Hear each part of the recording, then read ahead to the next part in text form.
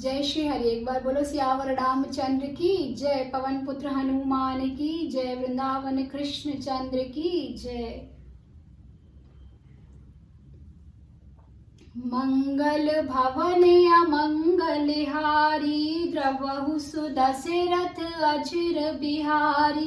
कवन सुकाज कठिन जग माही, जो नहीं होते तात तुम पाही। करहि जाई तपु शैल कुमारी, नारद कहा सो सत्य विचारी। मातु पितहि पुनि यह मति भावा, तपु सुख प्रद दुख दोष न सावा। तप बल रचई प्रपंच विधाता, तप बल विष्णु सकल जग त्राता। तप बल शंभु करहि संहारा, तप बल शेषु धरई मही भारा।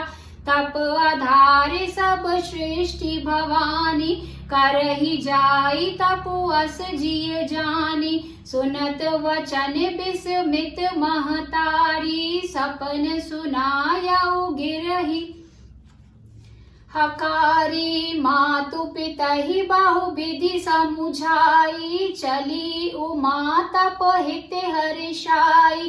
प्रिय परिवार पिता और माता, भये बिकल मुख आव न बाता।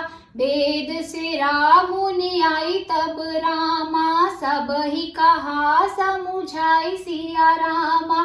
पार्वती महिमा सुनत रामा, रहे प्रबोध ही पाई सिया रामा। और धरि उमा प्राणपति चरना, जाई विपिन लागी तपु करना। अति सुकुमार न तनु तप जोगु, पति पद सुमरित जेउ सबु भोगु।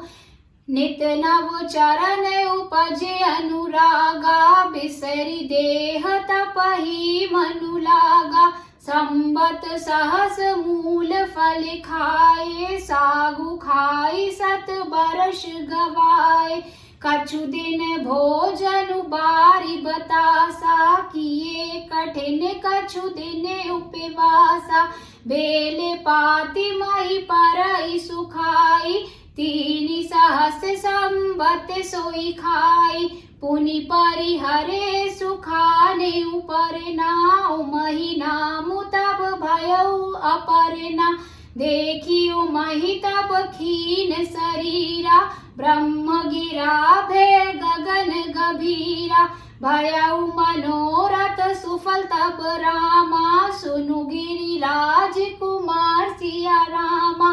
परिहरु दुसह कलेश सब रामा, अब मिले हैं त्रिपुरार सिया रामा। कवन सुकाज कठिन जग माही, जो नहीं होत तात तुम पाही। एक बार बोलो सियावर रामचंद्र की जय। आइए अब जानते हैं इसके अर्थ को। हे पार्वती, नारद जी ने जो कहा है उसे सत्य समझकर तू जाकर तप कर। फिर यह बात तेरे माता पिता को भी अच्छी लगी है। तप सुख देने वाला और दुख दोष का नाश करने वाला है। तप के बल से ही ब्रह्मा संसार को रचते हैं और तप के बल से ही विष्णु सारे जगत का पालन करते हैं। तप के बल से ही शंभु रुद्र रूप से जगत का संहार करते हैं और तप के बल से ही शेष जी पृथ्वी का भार धारण करते हैं। हे भवानी, सारी सृष्टि तप के ही आधार पर है, ऐसा जी में जानकर तू जाकर तप कर। यह बात सुनकर माता को बड़ा अचरज हुआ और उसने हिमवान को बुलाकर यह स्वप्न सुनाया।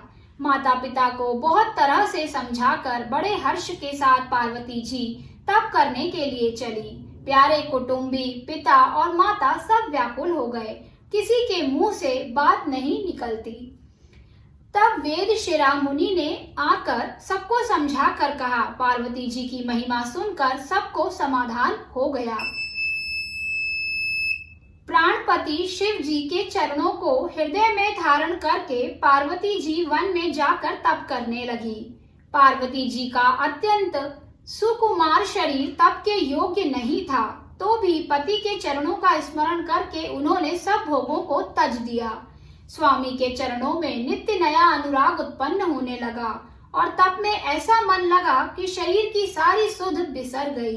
1000 वर्ष तक उन्होंने मूल और फल खाए, फिर 100 वर्ष साग खाकर बिताए, कुछ दिन जल और वायु का भोजन किया और फिर कुछ दिन कठोर उपवास किए। जो बेलपत्र सूख कर पृथ्वी पर गिरते थे 3000 वर्षों तक उन्हीं को खाया, फिर सूखे पर्ण अर्थात पत्ते भी छोड़ दिए। तभी पार्वती का नाम अपर्णा हुआ।